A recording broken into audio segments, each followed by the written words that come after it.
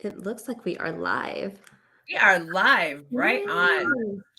Thanks for joining Tamra Simon's Live. This is the second episode of the Real Estate Power Chat.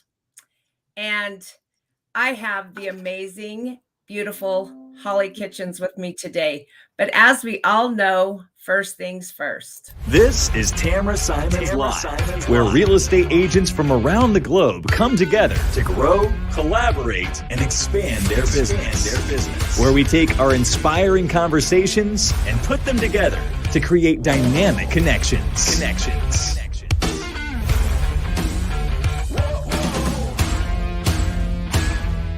This is the Real Estate Power Chat.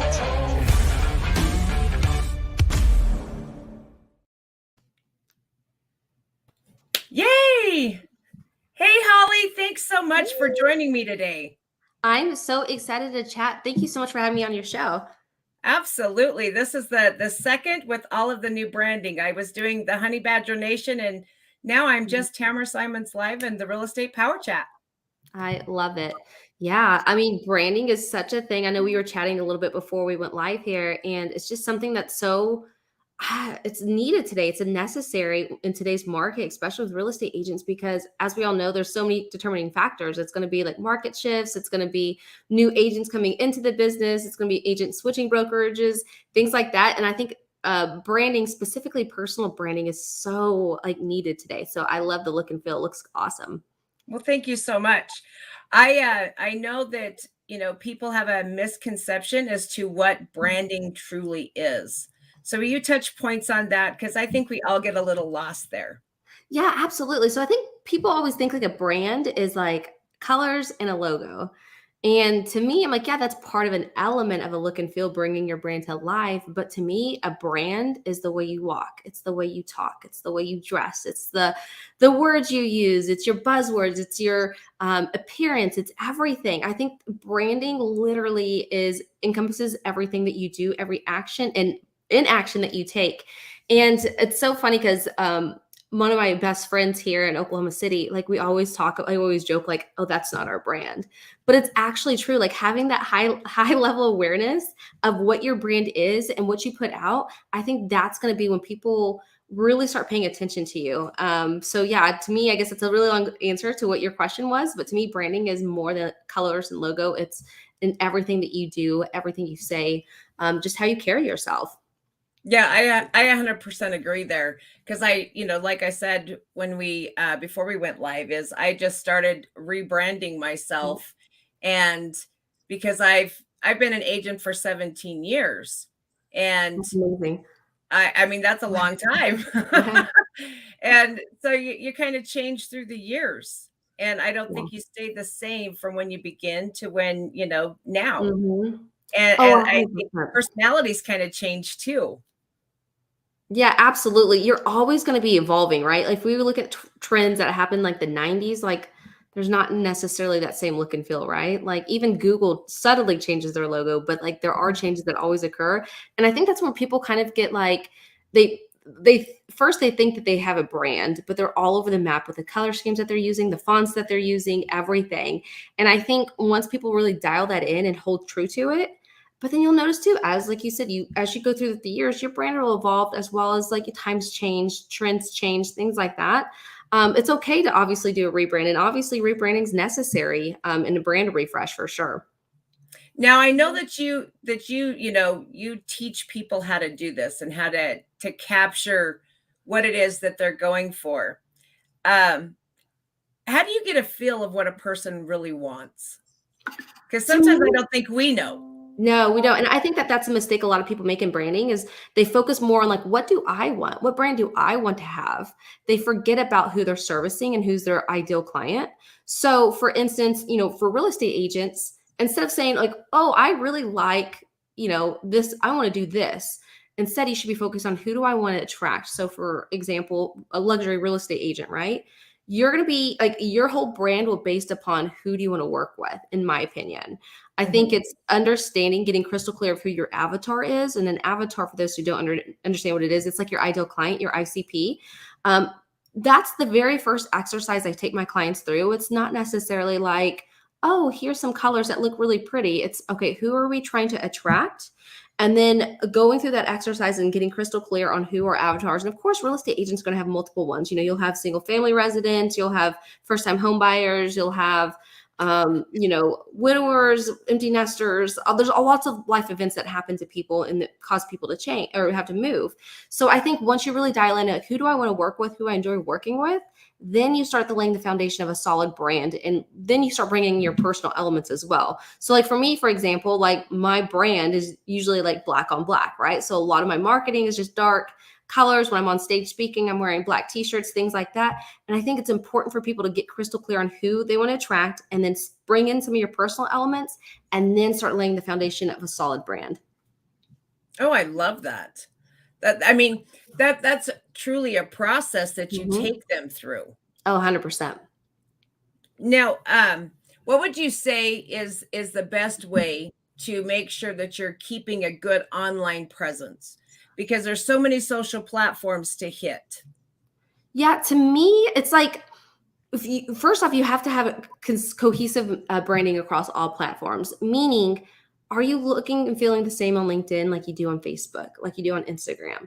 If you really truly want to create a solid brand that's recognizable, you have to have a cohesiveness across all platforms. So I think when it comes to showing up online, it's consistency. But there's so many platforms. I actually did a lunch and learn yesterday talking about this, and there's more social media platforms now than like ever, right? So we're so like overwhelmed with all these, like, do I need to be on TikTok? Do I need to be on Instagram? Do I need to be on this? Do I need to be on that? And I think for those who are, just they posting for themselves and they're managing their own social media, my advice to you would be, okay, where is your avatar at? And where do you feel most comfortable with? Typically, it's Facebook and Instagram, just because like that's their first off, they're like sister company profiles, Right. and a lot of like the business suite talks to each other. But also too, Facebook is one of the most used outside of YouTube, is one of the most used platform when it comes to social media interactions and engagement, right? So to me, it's consistency, but then also identifying your platforms that you want to be on, and then those ones that you aren't super active on. Like for me personally, it's LinkedIn. I'm just not super active on LinkedIn. I'm just not a huge LinkedIn user. I know that there's super value in it. I know that that's a platform that a lot of people need to be on, but for me, it's just not for me. But if you go on there and you look at my profile, you will know that Hollie Kitchens is the same Hollie Kitchens that's on Instagram, that's on Facebook, because that brand cohesiveness, that same look and feel, everything's on there. So I guess to answer your question about coming up online and creating an online presence, it's about consistency. It's about creating content that's intentional to your avatar, and really just always think in your head. So like for me, my avatar's name is Jessica, right? So I'm always thinking in my head, is Jessica going to resonate to this? Does Jessica get this? And it's a make-believe person, right? That you bring into fruition, saying, okay, this is who my ideal client is. I'm going to consistently post. I'm going to consistently show up.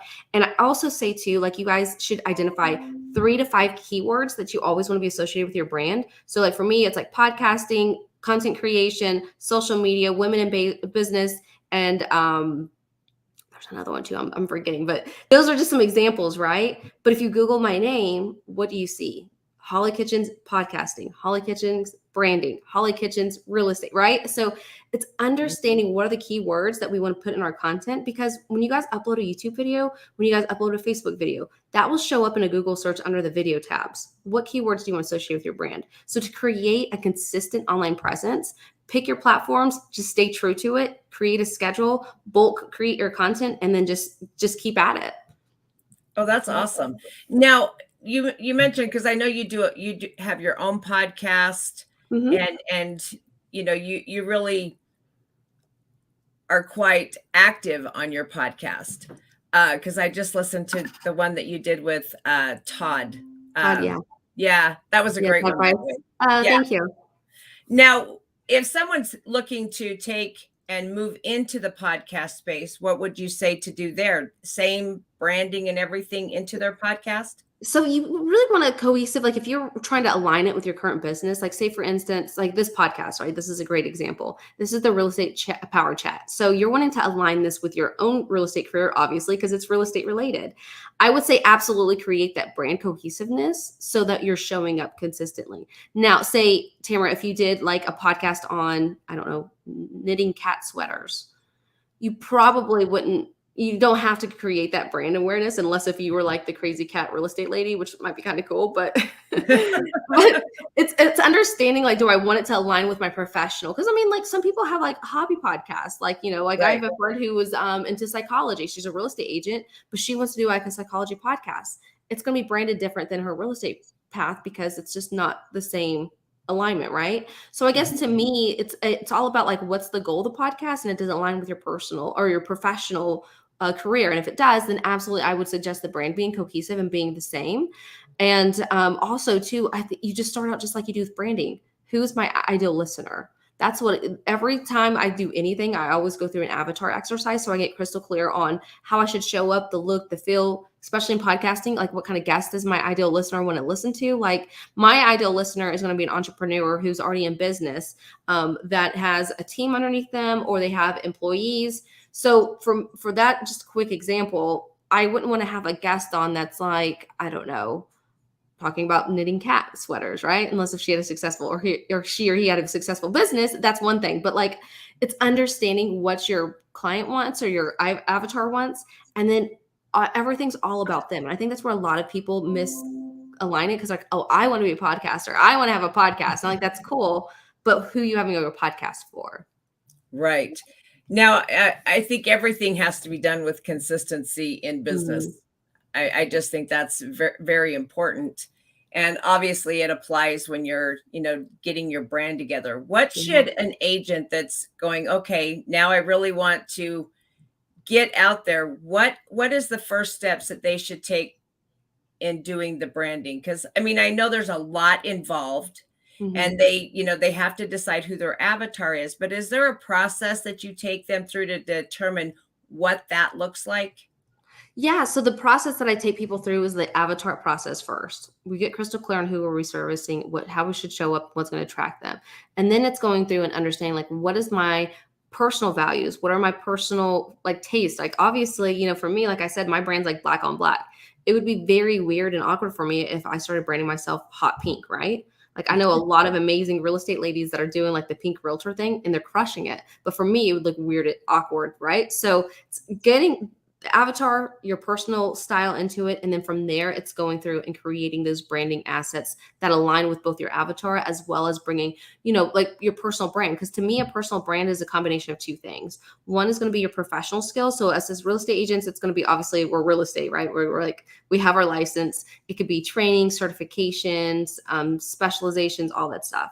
So like, that's part one element of a personal brand. Part two element of a personal brand is going to be what makes you unique, right? What makes people want to binge watch you, right? So to me, like, that's the combination of those two things. Splash that with your avatar, and then that's going to be really how you dial in a solid brand, because you always want to be authentic and you always want to feel like yourself. So coming in with those, like I said, like your look and feel that resonates with you, but then also making sure you're creating messaging to your market in a correct way that attracts your avatar. Oh, that's great. Now, I mean, how does one decide what fonts to use? What, you know, what goes, I mean, I know for me, that was like, well, I like this one, I like that one. I mean, how do you dial that in when you start taking them through that brand process and picking that out? So typically, again, it goes back to your avatar. So like, if your avatar is, you know, between like, let's say you're first time home buyers and you want to do like 22 to 36, I don't know, I'm just throwing out age range there. You want to align with fonts that's going to, again, speak to them.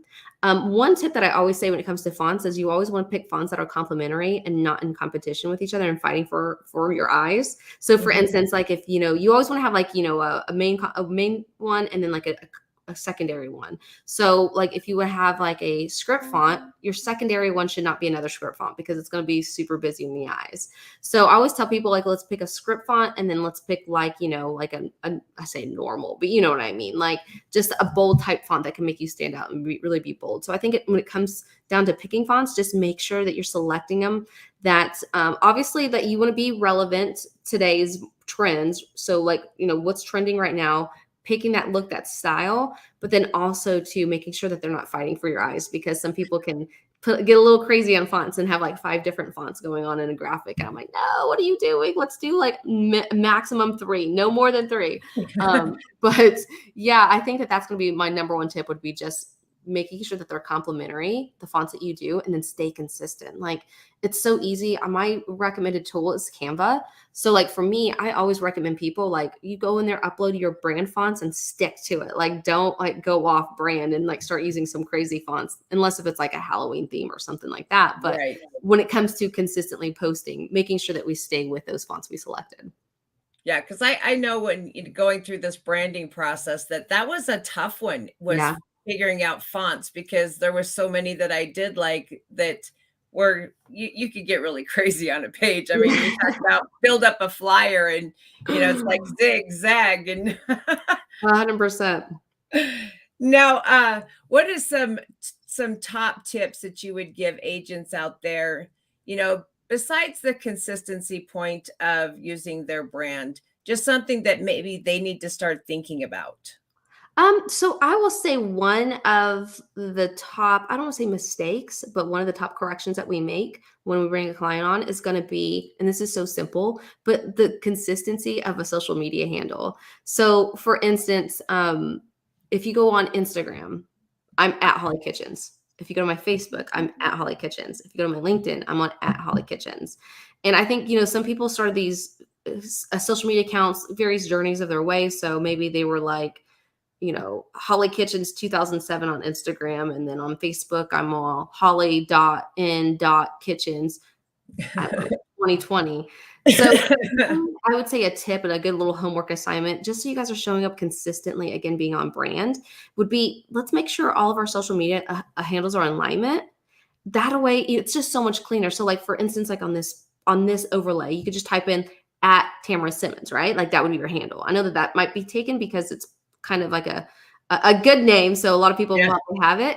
But what I tell people who have that, like maybe you, like for my friend Scotty, he has at Scotty Hernandez OKC, because an Oklahoma City real estate agent, right? So it's, what do we want? Again, our keywords that we want associated with our brand. For him, it's Oklahoma City, of course, because he services the area. But maybe it's real estate. Maybe it's luxury. Maybe it's, I don't know, if it's lake life or something like that. Like, identify those keywords, but then making sure that we had just quickly do a social media audit and then just do a little refresh.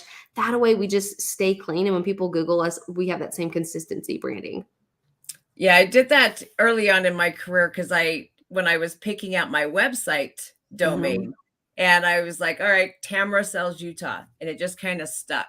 Yep. And, so all of my social media ended up being at Tamra sells Utah.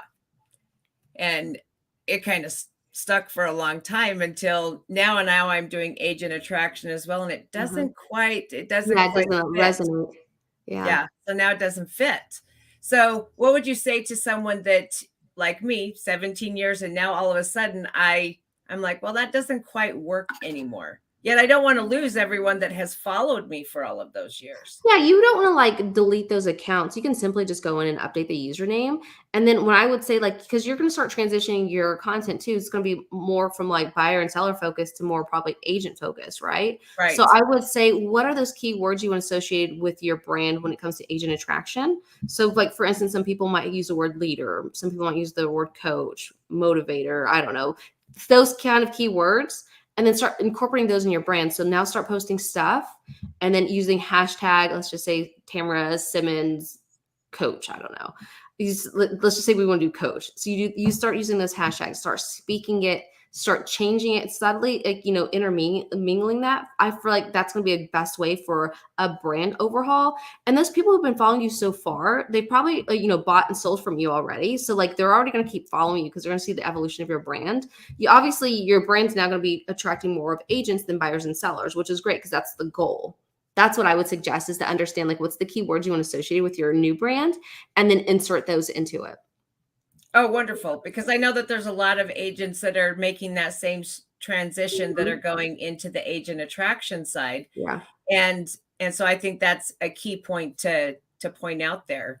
And I would say too, like, it doesn't necessarily have to change. It is still on brand with being a real estate agent.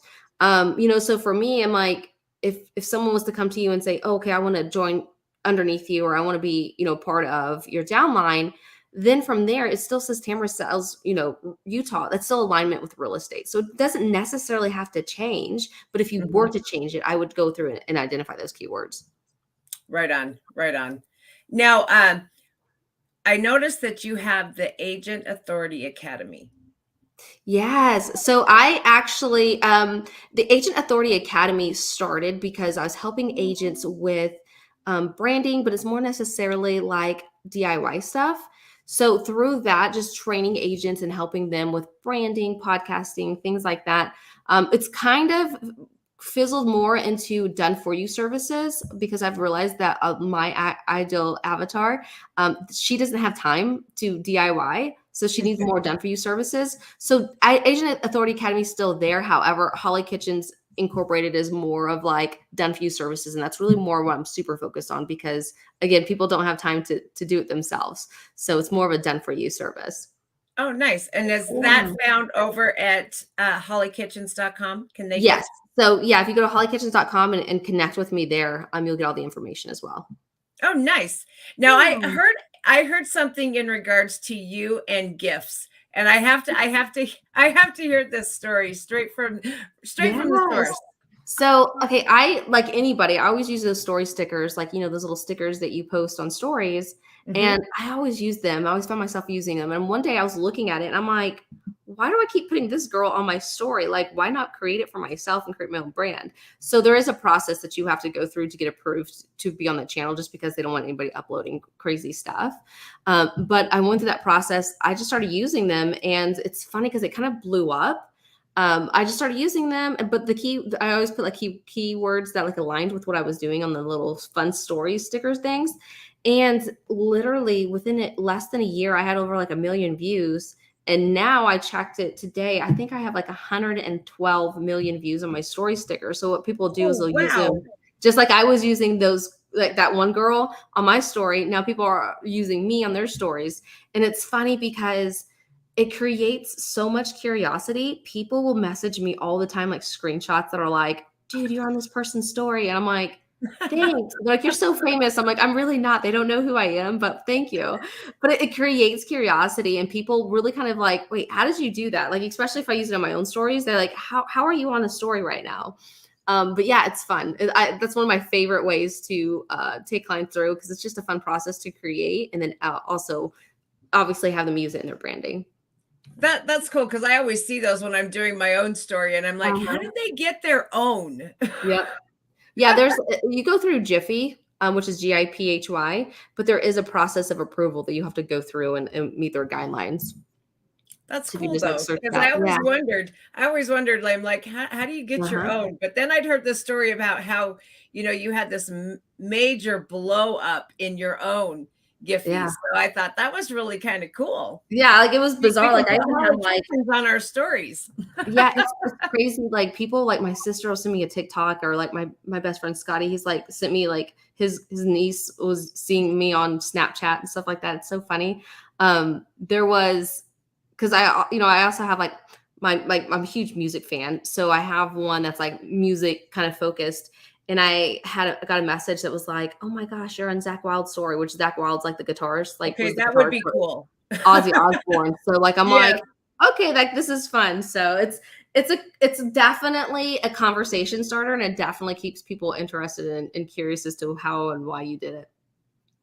That I just thought that was an awesome story that everyone should know, because I was like, I always wondered. Anyways, so I'm like, well, we'll just ask Hollie, because she absolutely. Absolutely. Yeah. Jiffy.com, and then go through the branding channel application process. That's how you get on there. That's really cool. Thanks for sharing that. Absolutely. Now I know you're a busy lady as well, and I don't want to take up too much of your time. So what is one last, big take that you could give my audience in regards to their brand strategy?